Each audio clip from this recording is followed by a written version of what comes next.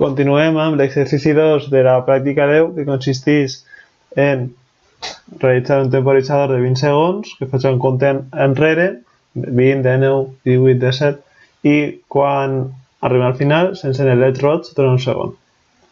Després d'això tornem a repetir. Per tant, el que anem a fer és, abans de res, el led roig, recordem, o podem veure així de dues formes, que era el IO5 i per tant el PD5, ho definim, jo el vaig anomenar LED, i el primer que hem de fer és, utilitzant pin mode o utilitzant els registres, posar-lo com a out. El següent serà establir així el missatge que a nosaltres ens interessa. Per això, observant així, el 0 fa referència a la posició en columna i l'1 a la posició en fila. Anem a posar-ho a 0, 0 i en vegada de hello world podem posar temps. Després, en el loop, anem a escriure en el punt 0, 1. Vaig a llevar aquests missatges, perquè pareix que el codi vaig a ser més complicat del que realment és. Aquests comentaris. El que anem a fer és, en un principi, el LED està a low, és a dir, està apagat, i en acabar l'anem a posar high durant un segon.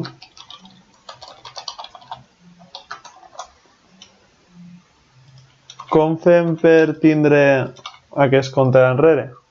Anem a fer un for, perquè d'aquesta forma podem controlar quantes vegades es va repetir aquesta iteració, mentre i pot ser i, podem anomenar-la com vulguem. I menys menys, que és l'abreviatura per a i és igual a i menys 1, que és el que farà acabar el cicle. Anem a establir el cursor al 0, 1.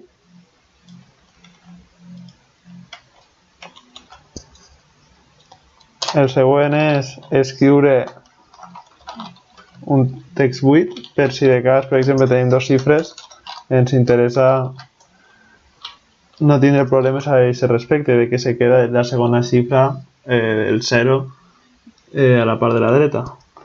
I, seguidament, anem a posar el nostre compte. I per això hem de posar així i. I per a que això no vagi super ràpid, fiquem un delay. Amb això, sense borrar el digital write let high, ja tenim l'exercici 2.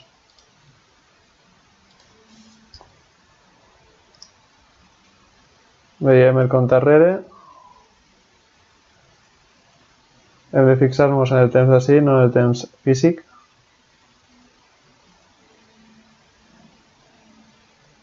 Sí, va per 14.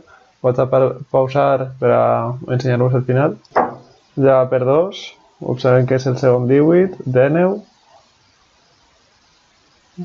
20, arribem al 0 i ara al arribar al segon 21 estem un segon amb el LED encès. I tornem a comptar des de 20 fins a 0. Amb això tenim l'exercici 2.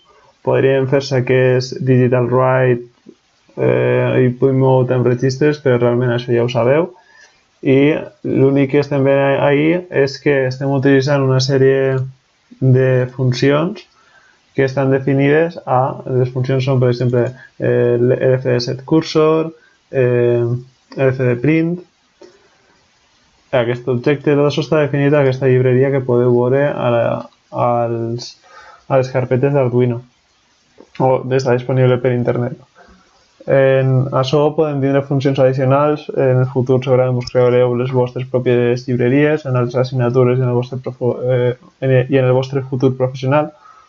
Però bé, simplement per a que vegeu que en llibreries de tercers se poden fer coses complexes en molt poc de temps perquè ja han adelantat aquesta feina. Amb això acabem l'exercici 2 i ara en el següent vídeo veurem l'exercici 3.